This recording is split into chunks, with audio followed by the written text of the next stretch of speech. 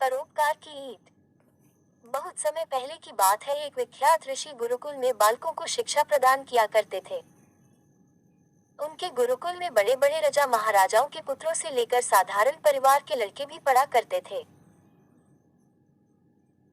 वर्षों से शिक्षा प्राप्त कर रहे शिष्यों की शिक्षा आज पूर्ण हो रही थी और सभी बड़े उत्साह के साथ अपने अपने घरों को लौटने की तैयारी कर रहे थे कि तभी ऋषिवर की तेज आवाज सभी के कानों में पड़ी। आप सभी मैदान में एकत्रित हो जाएं। आदेश सुनते ही शिष्यों ने ऐसा ही किया। ऋषिवर बोले, प्रिय शिष्यों, आज इस गुरुकुल में आपका अंतिम दिन है। मैं चाहता हूँ कि यहाँ से प्रस्थान करने से पहले आप सभी एक दौड़ में हिस्सा लें। यह एक बाधा दौड़ होगी और इसमें आपको कहीं कूदना तो कहीं पानी में दौड़ना होगा और इसके आखिरी हिस्से में आपको एक अंधेरी सुरंग से भी गुजरना पड़ेगा। तो क्या आप सब तैयार हैं? हाँ, हम तैयार हैं, शिष्य एक स्वर में बोले। दौड़ शुरू हुई। सभी तेजी से भागने लगे। वे तमाम बाधाओं को पार करते हुए अंत में सुरंग के पास पहुंचे। वहां बहुत अंधेरा था और उसमें जगह जगह नुकीले पत्थर भी पड़े थे जिनके चुभने पर असहनीय पीड़ा का अनुभव होता था।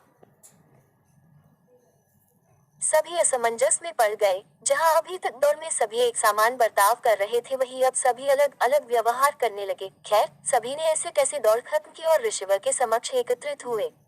पुत्रों, मैं देख रहा हूँ कि कुछ लोगों ने दौड़ बहुत जल्दी पूरी कर ली और कुछ ने बहुत अधिक समय लिया। भला ऐसा क्यों? ऋषिवर ने प्रश्न किया।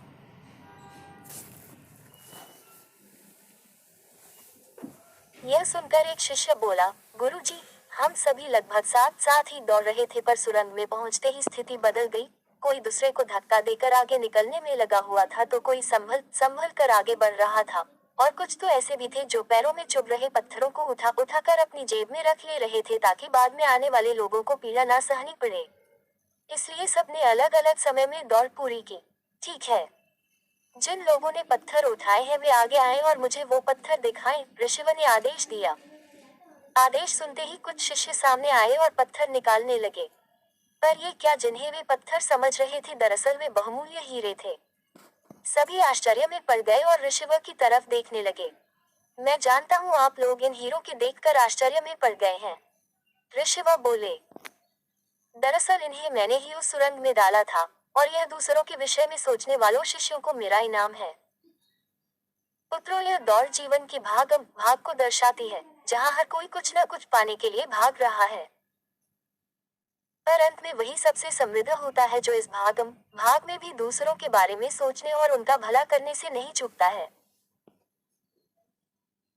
अतः यहाँ से जाते जाते इस बात को गांठ बांध लीजिए कि आप अपने जीवन में सफलता की जो इमारत खड़ी करे उसमें परोपकार की ईंटें लगाना कभी ना भूलें। अंततः वही आपकी सबसे अनमोल जमा पूंजी होगी।